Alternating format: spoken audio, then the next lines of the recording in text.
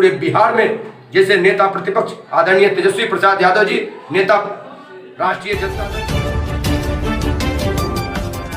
के लिए नामांकन किया है, क्या कहना चाहते हैं? देखिए, हमारा बरसों से 6 साल से लगातार बाबा हरिहरनाथ से शपथ लेके कुछ कार्यों के लिए मैं चला था, जिसमें 3 एजेंडा मेरा मुख्य था।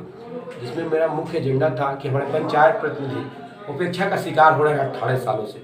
जो भी प्रतिनिधि जीत के जाते हैं वो अपने नाम के सामने माननीय लिखवाने के सिवाय कुछ करते ही नहीं।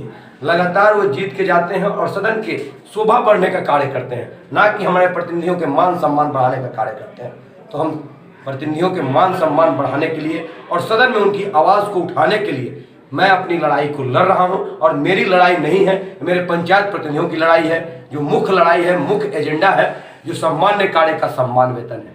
वार्ड सदस्य का वेतन 15,000, बीडी सदस्य का वेतन 20,000, आदरणीय मुखिया जी का वेतन 30,000 और जिला परिषद सदस्य का वेतन 35,000 रुपया, जो सरकार से पहली मांग और पहली लड़ाई। और सदन के पहले पटल पर अगर कोई क्वेश्चन होगा तो यही सामान्य कार्य का सम्मान वेतन का क्वेश्चन होगा।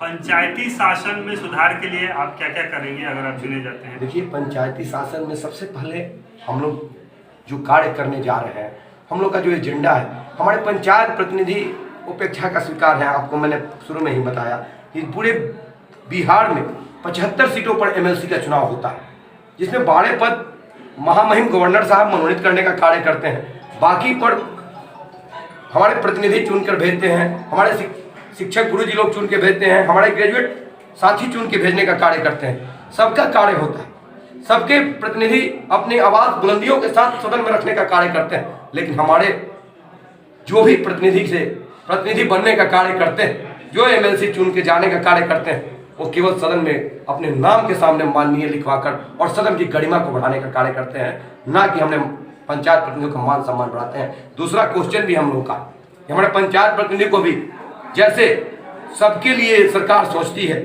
सबकी सुविधा के लिए सरकार सोचती है, हमारे पंचायत प्रतिनिधि को भी सुविधा के लिए, मेडिकल सुविधा के लिए सरकार को सोचनी चाहिए और समझनी चाहिए। तो लेकिन हम लोग उसको दूसरे रूप में लड़ाई को लेकर चले हुए हैं कि हमारे पंचायत प्रतिनिधि जिस दिन से निर्वाचित होकर आते हैं उसके 20 दिन के अंदर एक उनका कार्ड बनना चाहिए।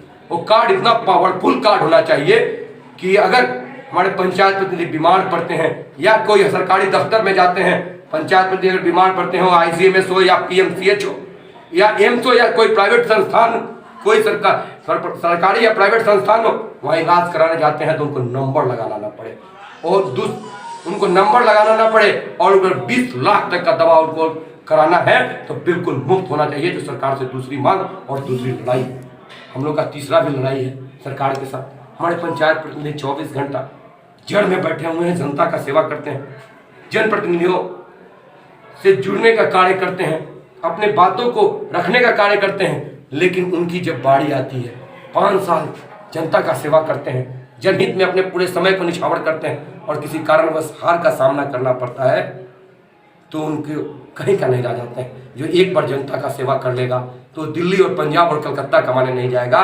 वो अगर पंचायत का हो गया, जन सेवा में अपने आप को निछावर कर दिया तो निश्चित रूप में जन सेवा में ही रहेगा।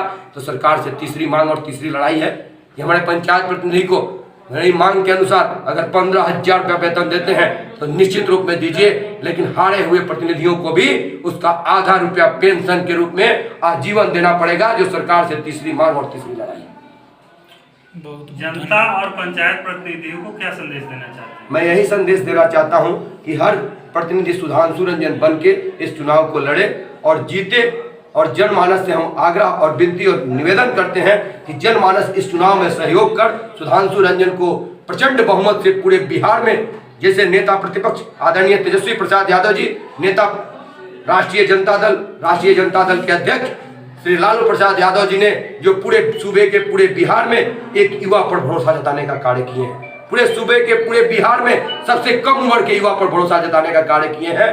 तो मैं आग्रह और सारण वासियों से आग्रह और विनती करता हूं कि उनके मान सम्मान और सारण के मान सम्मान के लिए सुधांशु रंजन को जिताकर और सदन में भेजें। निश्चित रूप में सुधांशु रंजन अगर जीत के जाएगा तो सारण के स्वर्णिम विकास लिखने में अपना अहम योगदान निभाने का कार्य करेंगे।